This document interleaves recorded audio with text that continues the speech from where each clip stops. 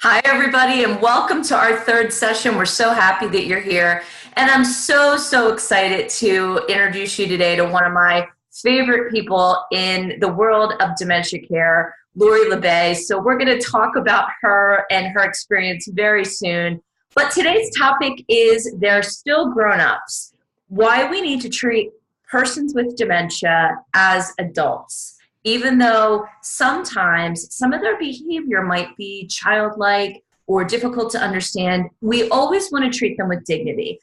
And we're going to talk about the challenges we might face and strategies on that and how we are able to accomplish that as family caregivers. So first, want to go ahead and thank our wonderful sponsors. Of course, Hilarity for Charity and Oasis Senior Advisors, because without their support, we wouldn't be able to offer the virtual book club for dementia caregivers. And if you know any caregivers who might be able to benefit from this, remember, you don't have to check it out live. I know we are hosting this at 4 p.m. Eastern Time, 1 p.m. Pacific Time. If you want to listen to it later, you can download it. So please remind everybody, but also make sure to check out our sponsors, hilarityforcharity.org and oasissenior.advisors.com. And we're going to hear more about them as today goes on in this session. So now I want to introduce you to a special guest we got so fortunate to be able to get Lori La Bey on this program today. Lori is the founder of Alzheimer's Speaks, which is an extremely popular blog and podcast. And Lori is just a wealth of information and a fierce advocate for persons with dementia and their families. And some of her credentials include being called a health hero by Oprah Magazine. Actually, about a year and a half ago, I remember I was in a hotel room working, and I was relaxing at the end of the evening, and I opened up my Oprah magazine, and there Lori La Bey's face was. I was so excited. But well before that, she's been called an architect of change by Maria Shriver and the #1 influencer online for Alzheimer's by ShareCare and Dr. Oz. And on a personal note, Lori took care of her mom who had dementia for many years, which was one of the reasons that she was so inspired to do this important work. So welcome, Lori. Well, thank you, Jennifer, for having me. I am thrilled to be with you today. And we'd love for you to share your screen if you feel like it. There she is. Hi. Hello. Yes, I'm just sitting in Minnesota here, and I can't wait to have this conversation. Your book has helped so many, and I can't wait for it to help more. So thank you for letting me. Thank you, Lori. Thank you so much. So what we're going to do is we're just going to talk a little bit about the third chapter of Cruising Through Caregiving and the concept that an older adult is still a grown-up. Now, as many of you may know, the book Cruising Through Caregiving actually is for any caregiver. So it really applies to people for people taking care of a loved one with an Alzheimer's diagnosis, Lewy body, but also cancer, heart disease, any condition. But this book club today is focused on the angle strictly of dementia. And so it's a little different. So obviously, if your loved one has heart disease or cancer, you're probably not going to see behaviors that some of us might consider childish or childlike nearly as much as you might see with dementia. So we're going to talk about that a little bit today. But the chapter really is about all persons, but we need to always keep in mind that the person with dementia is always an adult. So first, we're going to do a little poll before we hear some of Lori's thoughts on this. What I'd like to ask everybody to do is to weigh in. Have you ever observed someone treat your loved one who has dementia like a child? So we'll take a moment to go ahead and weigh in on that, and then we'll take a look at the results. So Darlene, would you share that poll with us?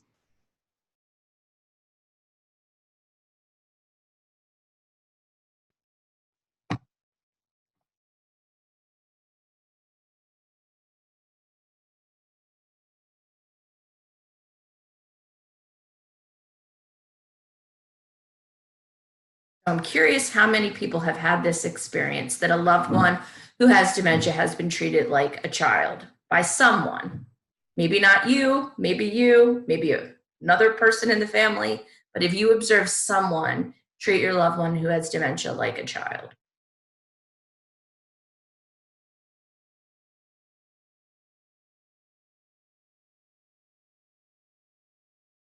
Give it another moment or so and see what those results tell us.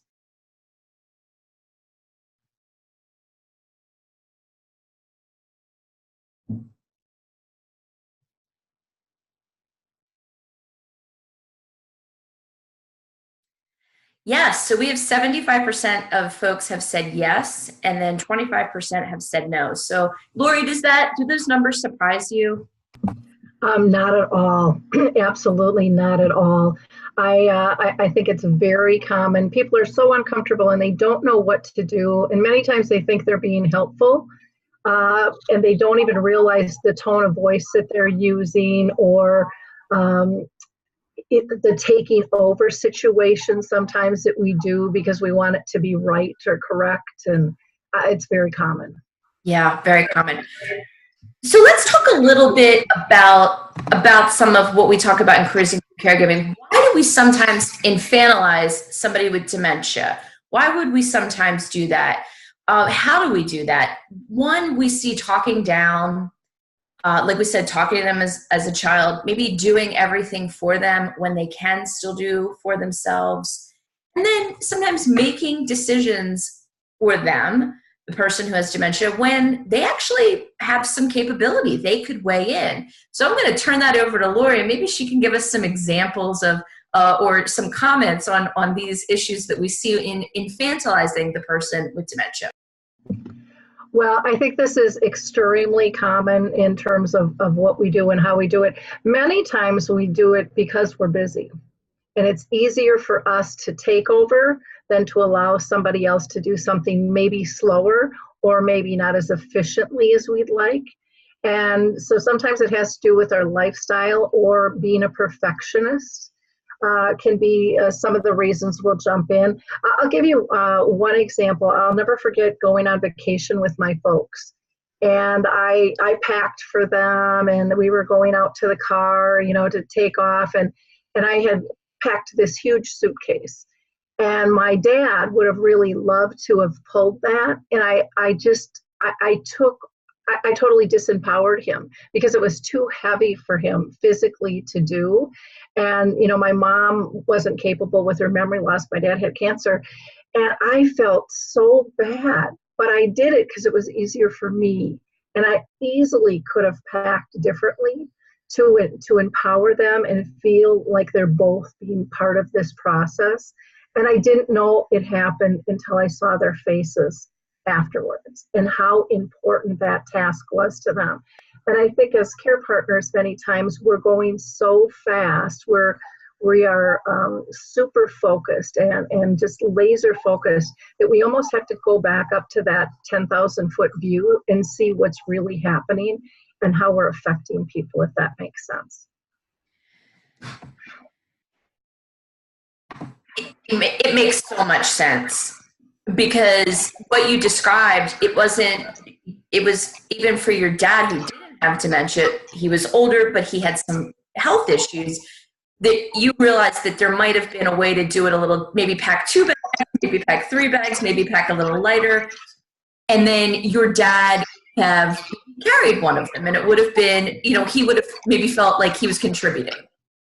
Exactly. And many times people will take over the bill process or the finances, and people might not be able to write the checks, but just sitting next to you and involving them in the process is a huge piece. Maybe it's putting a stamp on, maybe it's just having them staple something or hold something and set it down on the table.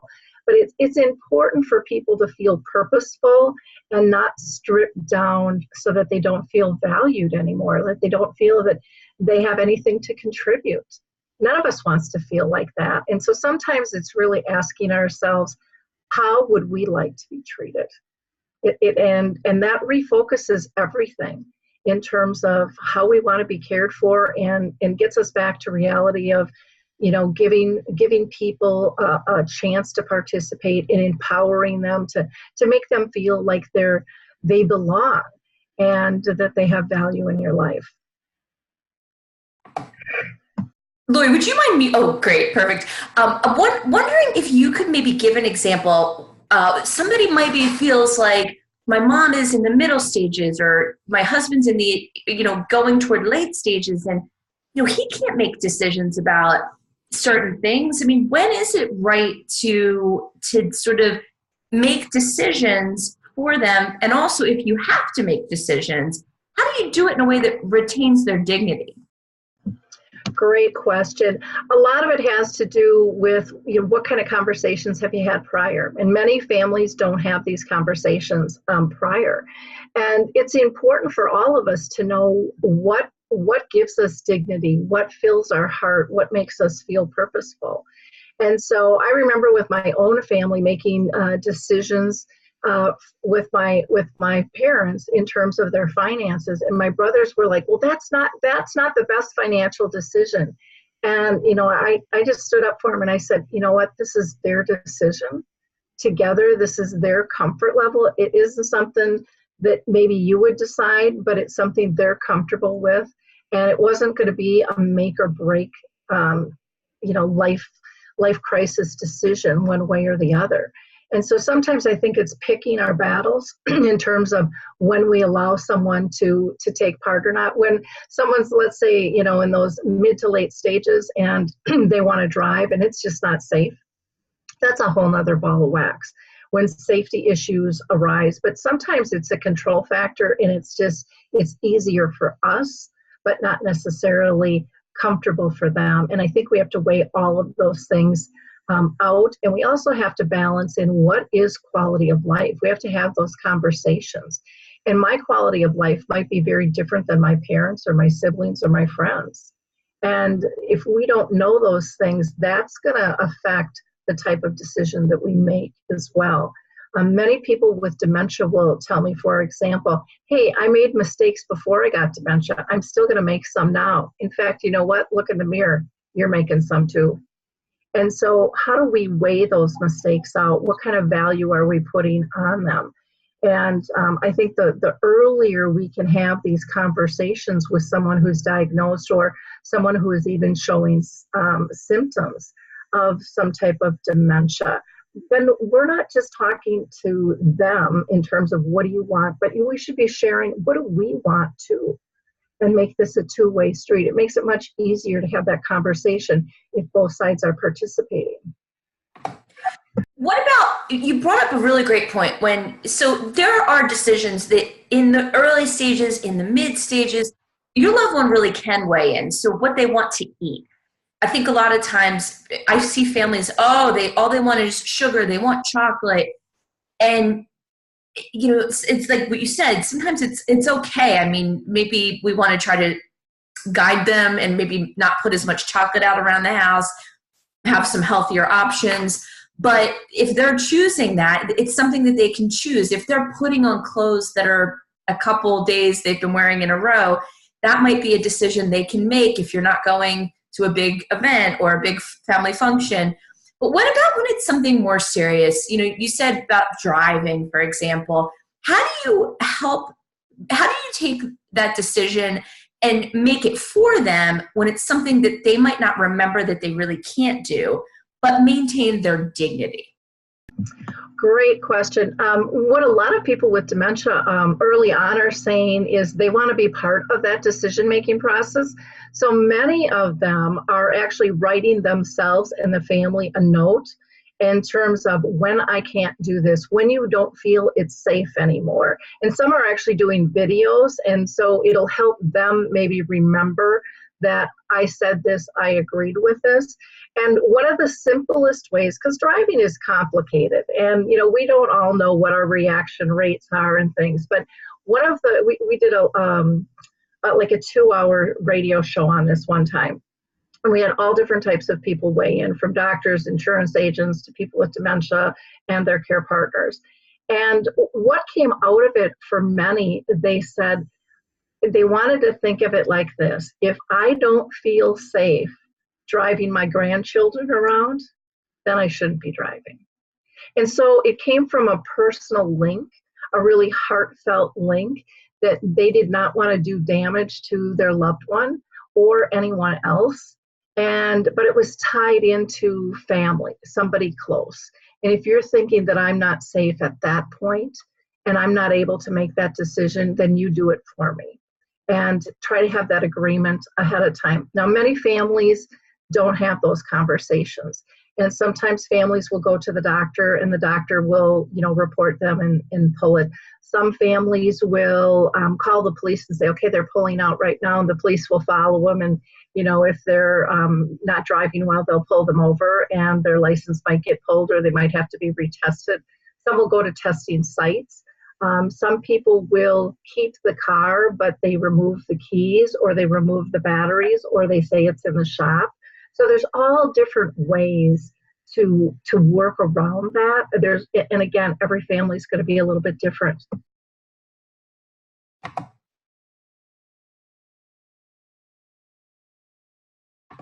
I think the big thing to keep in mind is seek help when you're dealing with that.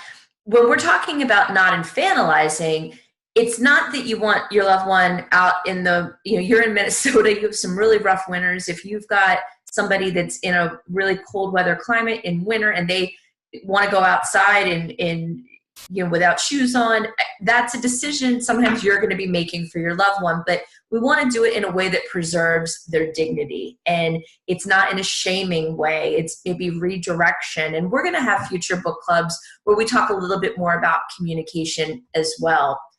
But some ideas on how to maintain dignity. One is, I think, let them make some decisions. So Lori, can you give some examples about the types of decisions? Like you talked about, maybe especially for the families that are listening today and it's early on in the disease process, you talked about the video, which I love that idea. Now, there's going to be times when they see the video and they don't recognize themselves, but for a lot of people that works well. But what are some other decisions that we need to let go and say, you know what, they're still an adult, they need to make this decision?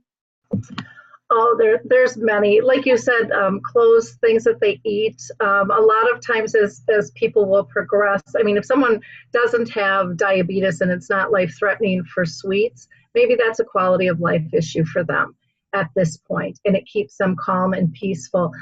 Maybe their sleeping patterns have changed and it's not the same as yours anymore, which can make it difficult for a care partner. But again, things do change, and maybe they're just more comfortable at this time of day. Maybe it's quieter for them. Maybe their old programming is on and it brings them comfort. So sometimes it's looking at, why are they making these decisions? And sometimes we look at a decision as being bad because it's not how our brain would function. It's not the well that we would pull from. But typically any decision that's coming out of a person, any reaction is used by the same equation. So for example, I feel really strongly that we all react following one equation, and that equation is what our current attitude is, plus our past history triggers our reaction. And then when others don't like our reaction, we call it a behavior. And to think to yourself, how many times have you been told you had a behavior, and how has that made you feel? And so, but if we call it a reaction, and if we go back and go, what's causing that decision to come out that way? Why are they reacting that way? A lot of times we can alleviate some of those triggers and gear their decision making to be a little bit different. One that suits our outcome, but also keeps them comfortable and strong and feeling purposeful. So sometimes it's our wording, sometimes it's our nonverbal language. I think we have to really look at, because again, 3/4 of our language is nonverbal. And so how many times do you have kind of that Stepford wife smile on, but inside the rest of your body is going haywire, and the person with dementia is still reading that. So they're looking at the roll of the eyes, or somebody's fist clenching or jaw getting tight. They're reading all those things. And to me, that's a real source of dignity and acceptance of what they're doing. So we have to be very conscious of those types of things. when we're communicating. Maybe it is going to be a new hobby or an old hobby that they want to continue. And maybe it's painting and they're a little bit sloppy. Is sloppy going to be the end of the day? That's probably safer than somebody using, a skill saw where you've got a safety issue, with that. So part of it has to do with, for me anyways, is what brings them joy and comfort. And many times I know myself as a care partner, I forgot to look at that point. Instead, I was looking at big picture and what else do I have to do instead of what brings them comfort. And many times their decisions to them are extremely comfortable. And if you can get in the zone by accepting their level of comfort, then you can relax, you can breathe, and you get back to the base of your relationship. And I think that makes a huge difference and allows them much more choice and in a dignified manner, because we're more relaxed and our focus is truly on them and what their comfort is, if that makes sense. One thing that I keep thinking about was when you were talking about decisions that maybe we wouldn't agree with, but is comforting, is in senior living. I've had so much experience with senior living where they're cuddling up with another resident. They get into another resident's bed and both of them have dementia. And maybe there's not even anything sexual happening. It's just they're cuddling up, they're falling asleep together. And a lot of families get really worked up about this. And, of course, we need to make sure no one's being exploited or taken advantage of, but that might be a decision we can let them make. I've worked with a lot of families over the years that keep them apart no matter what. Mom is married to dad and, this is not her husband, but I think that that's another area where maybe they can make that decision in some cases. Oh, that's a wonderful example. And that actually happened with our family. My mom actually fell in love with another woman, and she thought the woman was a man. And somebody to this day, I don't know if it was a family member, I kind of think it was, or if it was a staff person that was uncomfortable with that choice, told her, and she was devastated. And prior to that, she was so joyful and she was just like a 16-year-old in love, almost giddy. And then, memory loss and dementia is strange because they can have these moments of clarity and they can clench onto something and not let go. And I remember my mom was very unhappy and mad for literally 2 months after she found out that the man she was in love with was a woman. And I was angry as a daughter because I thought, who had that right to take that away from her? It was an innocent relationship. They held hands, they watched the sun set and rise, they confided in one another, and it was just very innocent and sweet, but she was happy. And so where do we draw those boundaries of what's right and what's wrong? And again, I think it goes back to quality of life and what would we want and how would we want people to treat us? Would we want them to shame us and make us feel like we made a bad decision? For my mom loved her husband tremendously, my dad, for almost 50 years until he passed. And, during this period, again, she fell in love with a woman who she thought was a man. But going back in time, my mom was also raised Catholic, and that wasn't kosher. And for whatever reason, I believe she remembered that, and she felt great shame. And it was a horrible position to put her in, I think. Yeah, for sure. So some other strategies to help maintain dignity. One being, talk to them like they're an adult. My nephew Enzo is turning 4, and we're going to talk about him shortly. But his vocabulary is so great because my sister and her husband talk to him like he's an adult, and they don't talk down to him. And I think, oh gosh, his vocabulary is so good. And I think to myself, when I see them treating him like that, I always say to myself, if only we could get everybody to do this with actual grown-ups, talk to them like they're an adult. And then the last one, and I'd love to hear your thoughts on this, Lori, is don't act like they're not in the room. If your loved one with dementia is in the room and you're sitting with a bunch of other people, or you're in the doctor's office, we never want to behave as though that person is not there. So do you have any thoughts about that? That is a huge, huge problem. And it happens many times within a family, but it also happens with businesses. And one of the things that I'll never forget a member of our Memory Cafe saying was they were looking for a financial planner, for example. And they said they kept just addressing everything to me. And my wife was sitting right there and he couldn't give her any eye contact. And he just said, that person will never, ever get my business. Even if she cannot respond, she deserves to be acknowledged.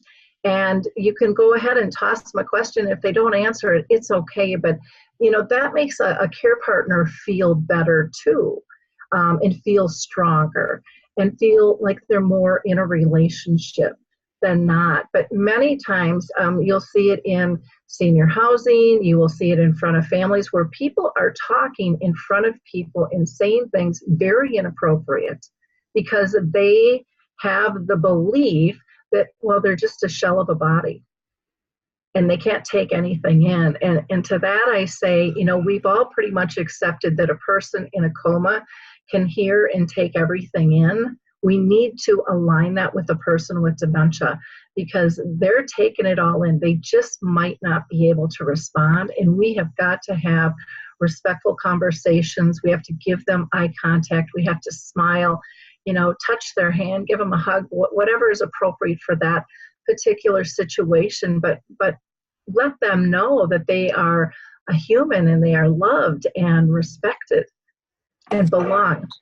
I think a big rule of thumb is if you really need to have a conversation, say you really do need to talk to the doctor and you don't want your loved one to get upset or hear something if they're having a moment of clarity, talk to the doctor, get some private time with the doctor. Or if you need to talk to your daughter about how, okay, we need to look at adult day for mom, or we're looking for a home care aid for mom, and you don't want her to overhear that, go have some private time, have some private space. But Lori, I love what you said. It goes back to body language. Even if that financial professional didn't ask the woman a question, if he or she was gesturing toward the woman or smiling at her, making her feel part of it, I think we all know, we've all been, at least I have, been at a party where people are talking and you walk over and you don't seem to get acknowledged, and it's just a terrible feeling. And I don't think that goes away for people who have dementia. No, it doesn't. The other thing you had mentioned about the doctor, one of the things that we found helped was we would email information ahead of time. And actually it saved time in the doctor's office. And then we weren't talking in front of mom, but we were still getting our issues addressed, but they were coming from the doctor instead of your daughter thinks or your husband feels, those types of things, because it builds on for a not good situation at all. And yet if it's coming from the doctor, they're getting the information they need, and then it can be discussed, as a family or whoever that critical person is. In that room with the doctor, and it saves time as well. Absolutely. So I'm just going to keep reminding everybody, if you have comments, questions, feel free to write in. Lori or myself, or both of us, feel free to just write in that chat section. A couple of ideas on course correcting. So throughout Cruising Through Caregiving, we talk about you might go overboard. And that's where I say you've made a mistake or you didn't do something the best way that you feel like you could have. So if you are maybe treating your mom or your husband like a child, or you're having conversations with other people in front of them, one way to course correct is just know that you always get another chance. You can try next time to do better. We all mess up. And just don't beat yourself up. Just learn and try to do better. Another one is keep learning about the disease, because the more that you learn about your loved one's disease, the more you're going to understand these issues and why they occur.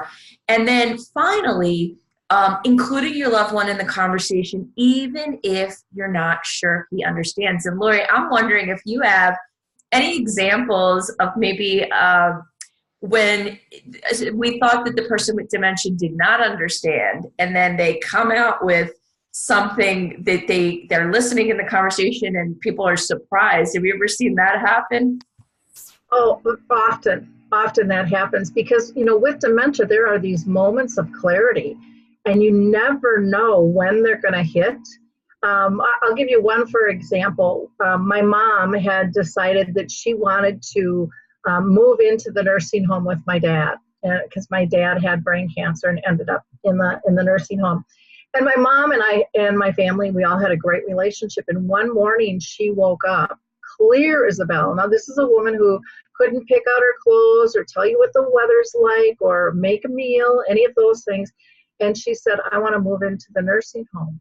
And out of my mouth came, but that's not the plan, because as a caregiver, you do go overboard. You're planning and you're creating the space and you want things to be perfect because this is an important role we're playing. And then I asked her why. And out of her mouth, with this beautiful smile, she says, we've been together 49 and a half years, and I'm not leaving him now. And my heart just melted. It's like, how did she remember that? How did she know? But it was something that was so important to her. Beautiful. And so those moments of clarity are very, very critical for us to understand and appreciate. And I've said this to you, Lori, before, but I want to say this also to everybody on the program. Lori's mom is actually, for me, in all the years I've been in this field, the only person I've ever heard that says, who has dementia says, it's time for me to go to a community or a nursing home. In the movie Away from Her with Julie Christie and Gordon Pinsent, the Julie Christie character does that. And I always say to families, that's very rare. So that is very beautiful that happened. But again, folks, a lot of times if your loved one needs a higher level of care, like home care, adult day, nursing home, they're often not going to be saying, hey, I'm ready, it's time. A lot of it, we have to be making those choices at some point, but treating them with dignity. I wanted to add something in there. I think my connection just went a little haywire. With that, one of the things that's really interesting with the creation of dementia-friendly communities and more people getting involved and this conversation happening is more and more people with dementia are saying, I would like to look at communities ahead of time. In fact, I'd like to volunteer there while I still can, because I want to be part of that decision-making process. Or maybe it's an adult day program, but they want to check it out, and they know by volunteering and helping during that process, if they do progress and do need to move, that they have helped pick it out, plus they're going to be familiar with the surroundings and people. And I think that is a brilliant way to help somebody feel purposeful and to think about the future as well. Absolutely. What a great way to empower and not treat that person like a child. So now I'd like to give a little attention to our fabulous sponsors, which is Hilarity for Charity and Oasis Senior Advisors. So as you know, if you've been on our program before, this is our third session. We are sponsored by Hilarity for Charity and Oasis Senior Advisors. So I'd like to give them a little bit of time to just chat and share a little bit about what's going on in their worlds and how they might be able to help you. So first, I'm going to invite Tim Ivankovich to join us for a moment and just say hello and share anything that's going on with Oasis Senior Advisors. Remember, Oasis Senior Advisors helps, you know what, I'm going to mute myself and allow Tim to tell you a little bit about Oasis Senior Advisors if this is the first time you're joining us. Tim, we need you to unmute yourself. That'll be helpful, won't it? First of all, thank you again for having us on the show. And Lori, it's great to have you on with a lot of great insight and good information. And I'll piggyback on one of the things that you talked about, and where a lot of seniors want to do the research early and want to understand, what their options are. And obviously we're a wonderful resource for that, a free service that can help them navigate through a lot of the different options that they may have, whether it be memory care or straight assisted living, or even in the younger ages, independent living, where they eventually move through the different phases. And it's so important to get that education out there, to start that process early. So many of the folks that we work with certainly are in crisis mode, where they realize mom and dad are being released from the hospital in 2 days and they need to find some place for them to go. And so certainly not the best situation, but it's more common than not. So I loved your comment about starting to look early and getting that education.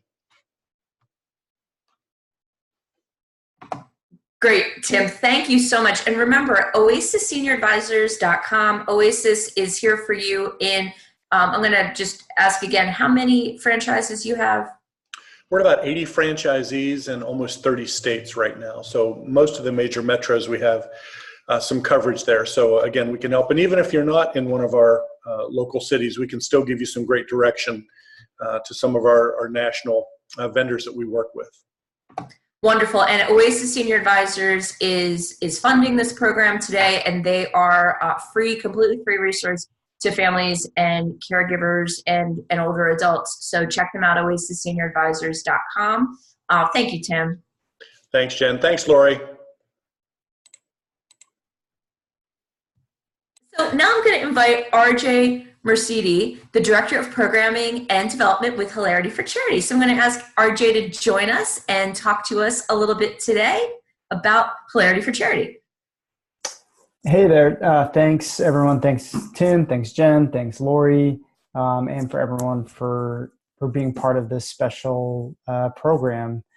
So if you're not familiar, Hilarity for Charity has been around since 2012. We were founded by Lauren Miller Rogan and Seth Rogan, as Lauren's mom, Adele, was diagnosed with early onset Alzheimer's at just 55 years old. So from the beginning, this organization has always been about infusing younger voices into this conversation. So over the years, we established a North American Care Grant program. So anyone interested in getting some respite relief help can apply through us. We award grants every month. And as long as your loved one is living at home, has a professional diagnosis with Alzheimer's or another dementia, and you're facing some significant hardships because of your caregiving, you can apply for our program, and hopefully we can get you a grant. If not first time, the next time. It's high demand, but we're trying to raise more money so that we can get more grants out the door. And we've been running some online support groups. So we know that face-to-face is very important, but it just is not accessible for everyone. So we've been running these digital support groups. So that's another opportunity to get involved there. And we're getting ready to launch kind of a new area for us, which is really about caring for young minds and thinking about risk reduction and thinking about ways that we can try to really slow down the progress of this disease all around the world through brain health education and things in that way. So lastly, I'll just say that it's kind of, while a really devastating disease, it's inspiring to connect with some amazing people, even younger people that are really passionate about kind of moving the needle and making an impact right now. Just having a conversation with someone today that they're doing a rickshaw race across India, and they are going to be fundraising for Hilarity for Charity. So it's kind of an amazing opportunity they're going to be doing, but they want to get something, do some good out of it too. So we just are here to help. So the website's there, hilarityforcharity.org. And I'm happy to chat more with anybody afterwards. So thank you all. RJ, who's doing that race in India? Is it a group? So it was a young person that I was talking to. His grandfather had Alzheimer's, and he just really felt like he needed to do something. He was talking to folks, and him and two friends signed up, and they're going to be starting the race in October. So we just kind of got them up and and set up through our crowdfunding platform today. So it'll be kind of over the month. They'll be preparing and getting ready for that race. But we had a woman last year that ran 1,000 miles to support Hilarity for Charity and get Alzheimer's awareness out there. So it's incredible the ways people are pushing themselves to really elevate the need to get more resources and more people talking. That's really amazing. And also the fact that it's a lot of young people that you're engaging through Hilarity for Charity. One last thing I just wanted to plug for hilarityforcharity.org is on Instagram today. So if you're watching live, it's May 29th at 4:30 Eastern to 5:30. It'll be, about half an hour or so. Oh, it's only a half hour. Okay. So you'll be on this. It'll probably, will you have a replay of the Lisa Genova? Mm-hmm. Yep. Yeah. So Lisa Genova, the Office of Still Alice, and a neuroscientist, they have an Instagram interview today with Lauren Rogan, and that's really exciting. So if you're a fan of the book or the movie Still Alice, you can check out the replay on Instagram. Yes. Yep. Okay, great. Awesome. Thank you. Thanks for all you're doing, both oasissenior.advisors.com and hilarityforcharity.org. Thanks, RJ. Thank you both. So we're going to get back a little bit to treating our older loved ones with dementia like a grown-up. So I was talking a little bit about my nephew, Enzo, and he's turning 4 years old. And he came on our boat last summer in a captain's hat. And I'll tell you, his parents talk to him like he's an adult, and he goes and he sits in the captain's chair and he says, "I'm the captain." And I mean, we just couldn't even hold back our laughter. And he was kind of getting a little annoyed with us. I think he felt like we weren't treating him with dignity. And we sort of straightened up, and my husband, who's right here, who is the captain of our little boat, says, "Enzo, you know what? Give me a turn, and then you can drive the boat for a while." And so he communicated with him. He didn't get into all the details. You don't have a boating license, or, here, you didn't take the classes or any of that. He treated him with dignity, but he didn't have to give him a really long explanation. And I think sometimes we need to do that with people who have dementia. You treat them with dignity, but if they're not allowed to do something, or it's not safe for them, we don't necessarily need to tell them all the reasons why they're wrong or not doing something right. And that's what I mean about trying to retain dignity. Lori, any thoughts on that? Yeah, that's a wonderful example. And I think so often we've grown up in this right or wrong world, my way or the highway. And we all know that people with dementia, have lost the capacity in some level to rationalize. And yet we are like shoving that down their throat. No, think of it this way. It's like this and this and this, and we're giving them all the reasons. And not only can they not process that, but they can't take in that much information either, and then try to connect the dots to boot. And so keeping it simple and keeping it respectful and just kind of doing a detour in a polite fashion so no one feels embarrassed, no one feels belittled, and then everybody kind of gets their own way and feels comfortable. And it takes the stress off the care partner as well. Once we learn how to do that, we don't get as stressed out because our emotions are intact. And when our emotions are intact, they're not going to mirror this craziness we're feeling inside back to us, which then we blame them for when we brought it to the table. So there's so many reasons to learn how to be more dignified, to simplify things. And I think sometimes with dementia, anyways, I felt like this, on my journey with my mom, is so many times I felt like it was too complicated, and I really think it's extremely easy now. I think we make it complicated because it is a devastating disease.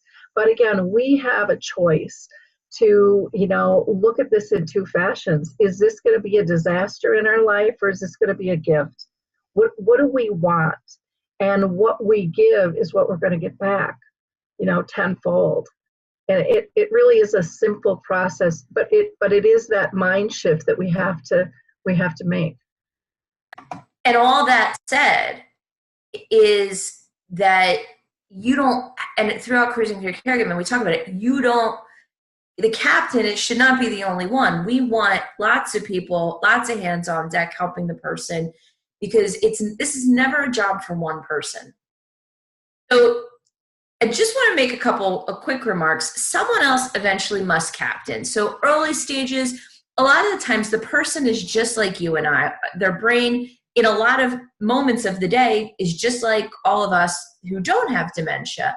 But ultimately, we do need somebody to be responsible for healthcare decisions. We do need somebody to be responsible for financial decisions, and also living arrangements, because most people, we do want to live at home for as long as we can. But in a lot of cases, it's not going to be possible to do it forever if you have a dementia diagnosis. So, Laura, you want to make any comments about how to be the captain in these situations while still respecting your loved one?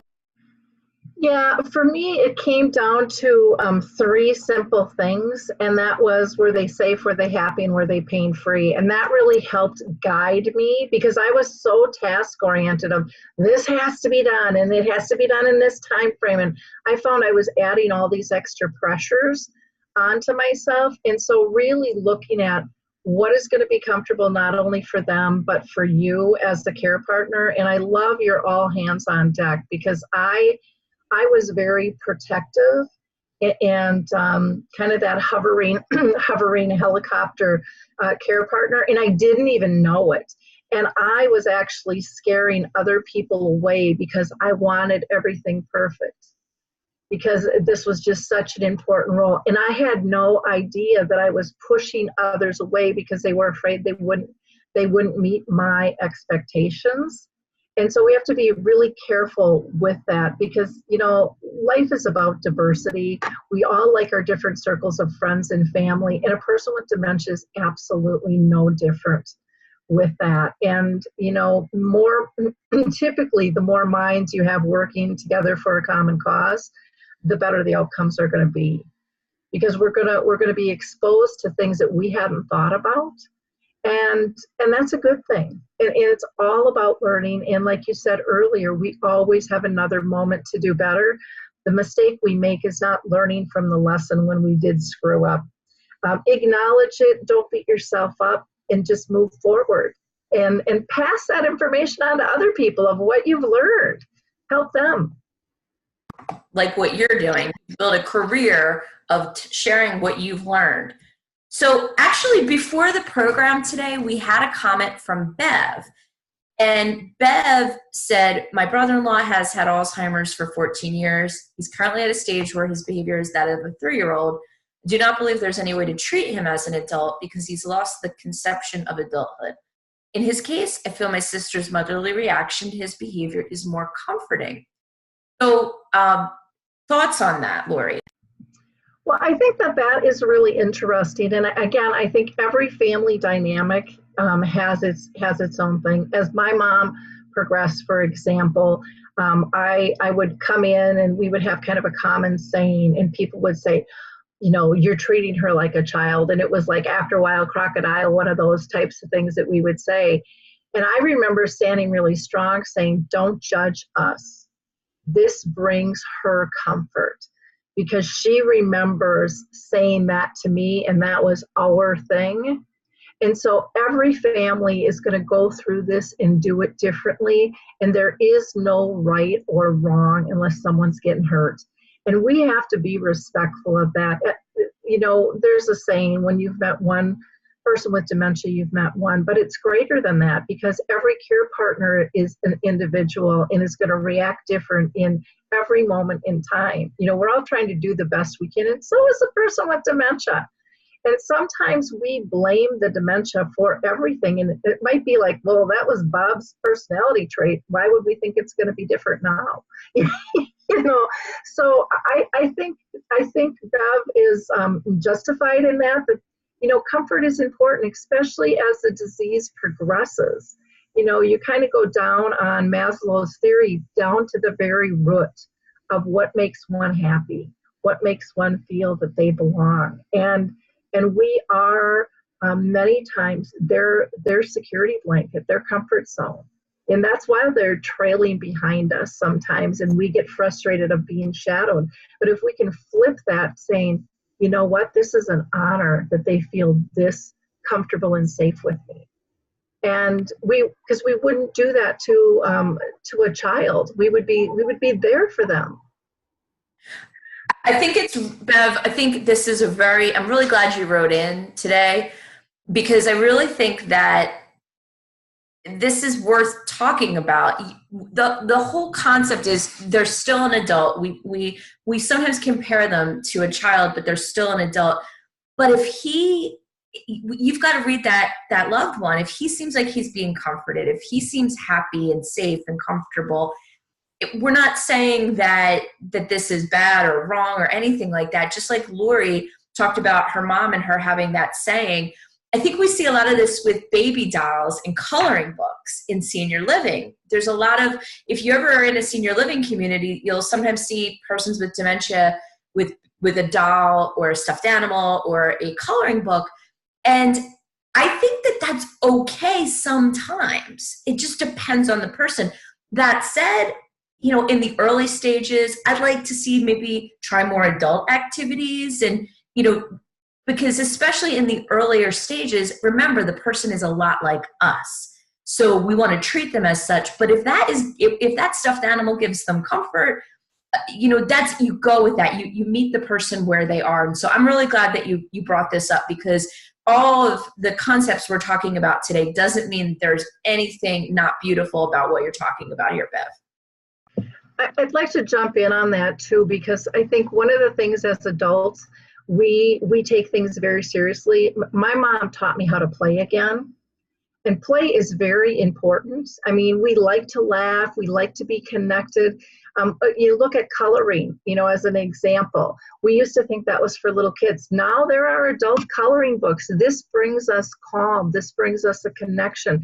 We're looking at it at a deeper level. The baby dolls, for some, it gives them purpose. If they've gone back in time when they had a child and they want to comfort somebody, they want to be compassionate, or maybe they had pets. I had a friend whose dad had dementia, and she's like, my dad loves that electronic dog. It barks every now and it wags its tail, and it's always right there.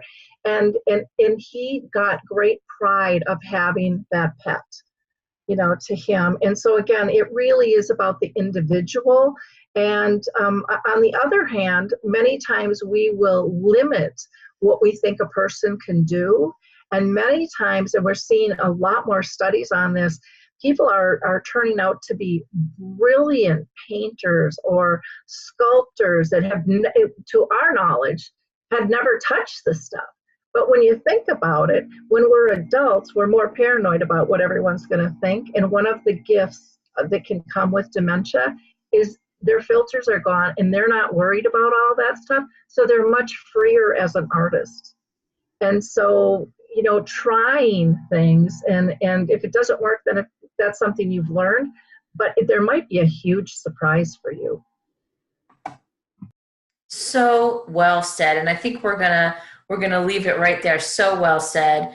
I want to thank Hilarity for Charity, hilarityforcharity.org. If you're interested in their grant program, please check them out. They offer respite care grants for families.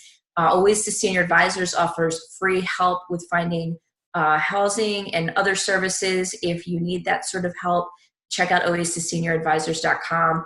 And a huge thank you to Lori LeBay, who's super busy with her podcast and her blog and all the work she's doing. These are, we didn't have time to really get into this, but these are Lori's pick for websites and resources by persons who have dementia, who are living. So I'm going to leave Lori just a couple of moments. We have about 2 minutes left, just to explain real briefly what they're going to find on these resources. Okay. Can you go back to that one slide? Sorry, I didn't do that. That's okay. On the dementia chats, that is a video that I do where I facilitate a conversation with people with dementia. We just pick a topic and they just give brilliant insights about are they living with denial? How should you deal with them? How do they want to be communicated?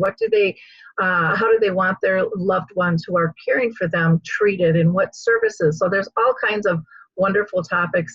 Dementia Days is by Lori Shear, who is living with dementia, and she has some great videos about how to be independent. Like she said, I still want to make my bed, but I can't figure out my fitted sheets. So she has added tags onto her sheets that knows this is the upper right corner, and she can put it on.